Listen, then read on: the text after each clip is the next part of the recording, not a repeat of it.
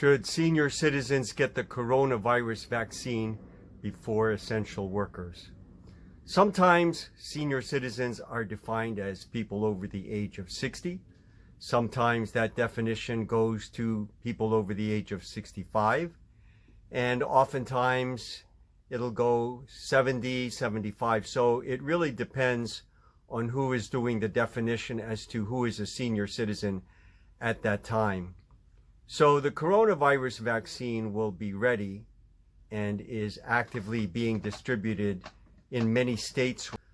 But the next category in line would be the essential workers and people over the age of 75, according to the FBA's recommendation to the CDC.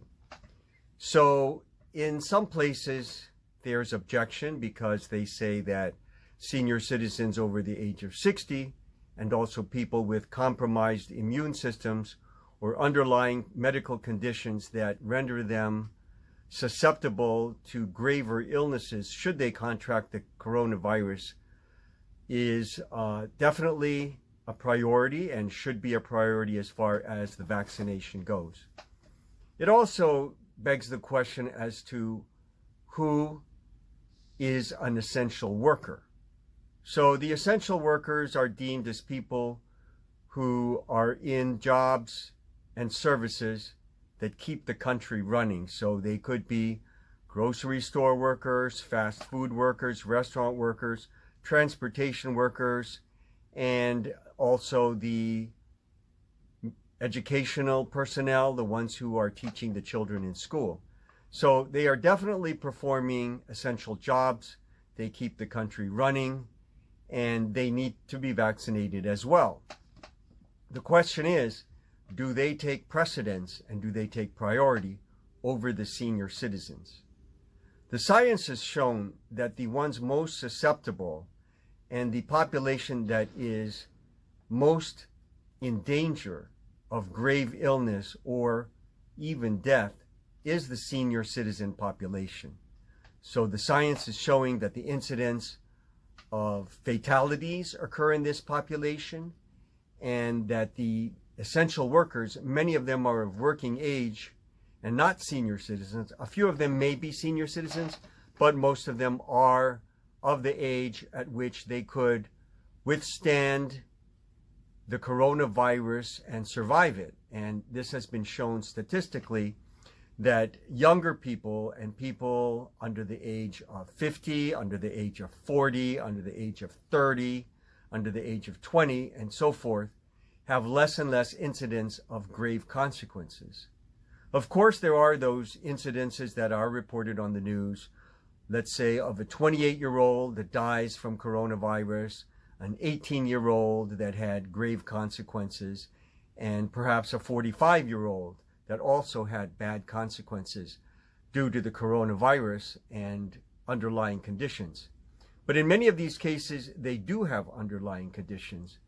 And a lot of the reporting begs more questions because sometimes you read these reports and you get the feeling something is missing from this report. They're not telling the whole story. So as far as those individuals that are dying and that do have grave consequences at a young age, it is also important to notice and to note what are the underlying conditions, if any. Sometimes, and you will read on the news, that an individual was totally healthy, had no underlying conditions, but yet they died due to complications of the coronavirus. So that also is something that is important to take into consideration as far as the priority of the vaccination population and who is going to be next in line to be vaccinated.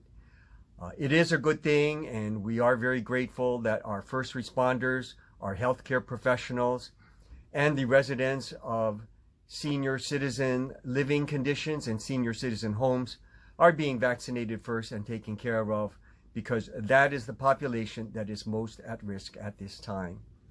So as far as the other populations are concerned, perhaps the senior citizens that are over the age of 65 and people with underlying conditions should be the next in line. There have been reports that there have been a lot of groups that are discontent because they're not next in line for the vaccination. And there is a lot of lobbying going on, a lot of backhanded and back work as far as lobbying for who should be next in line for the vaccination.